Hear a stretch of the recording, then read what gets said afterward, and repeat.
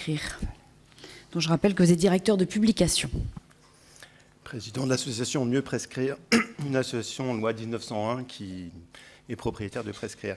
Merci Madame la Présidente, Mesdames et Messieurs les députés. Merci de prendre au sérieux ce sujet très important. Je déclare que je n'ai pas de lien d'intérêt avec les firmes pharmaceutiques, ni les assureurs, ni les régulateurs.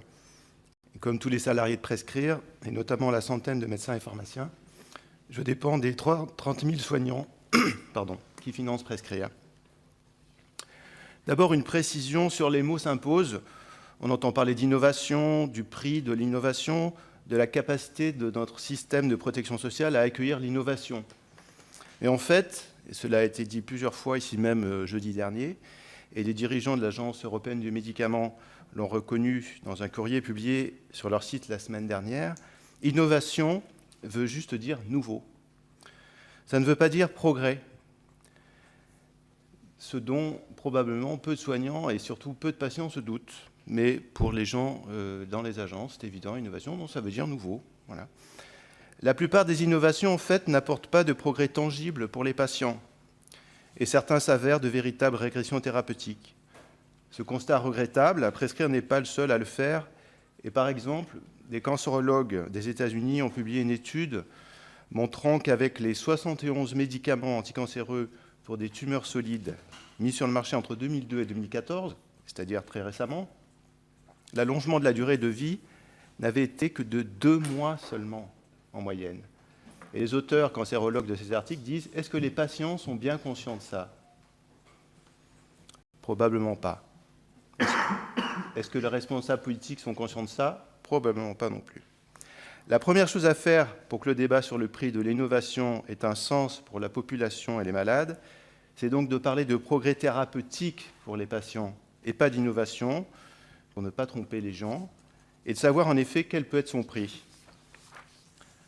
Comme le montre très bien le communiqué de presse du LEM, le syndicat des firmes d'hier, on peut guérir ou prévenir des maladies graves pour quelques euros. Mais tous les exemples donnés par le LEM sont basés sur des médicaments et des vaccins anciens, voire très anciens, qui n'ont jamais été très chers. Il faut bien se rendre compte que depuis quelques années, nous sommes entrés dans une nouvelle époque, celle des prix extravagants, exorbitants, inacceptables. Ces prix d'aujourd'hui ne sont pas corrélés aux coûts de recherche et développement des médicaments, coûts passés et futurs. Il serait d'ailleurs très intéressant d'avoir une transparence dans ce domaine, car le seul chiffre disponible, calculé par la même équipe du Tufts Center aux États-Unis depuis 40 ans, n'est pas crédible. Le PDG de GlaxoSmithKline, Andrew Vitti, l'a lui-même reconnu il y a quelques années en disant qu'il s'agissait d'un des plus grands mythes de l'industrie. Les firmes argumentent de plus en plus leur prix en parlant de la valeur de leurs médicaments ou des économies qu'ils pourraient entraîner.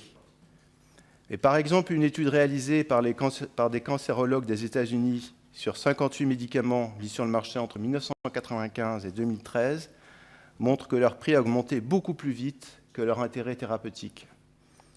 Et l'expérience de la Commission d'évaluation économique et de santé publique de la Haute Autorité de Santé, la HAS, montre que les études médico-économiques des firmes sont extrêmement faibles, voire carrément trompeuses.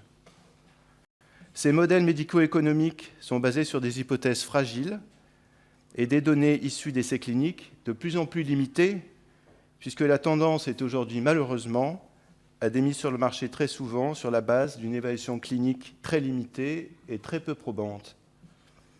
Dans le domaine de l'hépatite C, la firme Gilead justifie le prix outrancier de son sofosbuvir, Sovaldi, par de prétendues économies à venir. Mais cette analyse est mise en cause fortement par un institut économique états-unien, l'Institute for Economic and Clinical Review, qui ne voit d'économie qu'en 20 ans, dans le meilleur des cas, et à condition de ne traiter que les patients les plus atteints, qui ne sont pas les plus nombreux.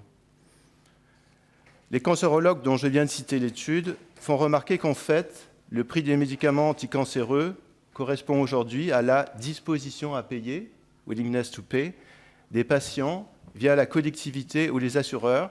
Et ce chiffre de disposition à payer est issu de calculs économiques extrêmement contestables qui fixent le prix d'une année de vie en bonne santé à 100 000, 150 000 euros, 200 000 euros, selon les pays. Voilà à quoi, aujourd'hui, tend le prix des anticancéreux. En clair, dans le domaine du cancer, de l'hépatite C et de bien d'autres domaines thérapeutiques, les firmes demandent des prix qui correspondent à la capacité maximale de paiement des patients et des systèmes de prise en charge financière de soins des pays les plus riches de la planète. Cette tendance lourde des firmes pose de très nombreux problèmes dans le monde entier, éthiques, sanitaires et économiques, que tout le monde peut imaginer. Et cette tendance pose aussi un problème pour la recherche elle-même. Comme l'a déclaré en 2014 le directeur d'un centre anticancéreux réputé des États-Unis, le plus réputé d'ailleurs, pour lui, tous les efforts de R&D, de recherche et développement, sont concentrés aujourd'hui sur les mêmes micro-marchés, des niches qui bénéficient de facilités liées au statut de médicament orphelin. Ils prennent l'exemple d'une catégorie de cancer du poumon pour lequel il y a une dizaine de médicaments en développement. Ça représente quelques milliers de patients aux États-Unis. Ces médicaments seront mis sur le marché à 100 000 € certainement. Dans une déclaration sur les médicaments, le Conseil de l'Union européenne a demandé la semaine dernière à ce que la Commission européenne enquête sur cette situation contre-productive d'une concentration sur des micro-niches de la recherche et développement pharmaceutique aujourd'hui. Et puisque je parle de l'Europe, je terminerai sur cet aspect.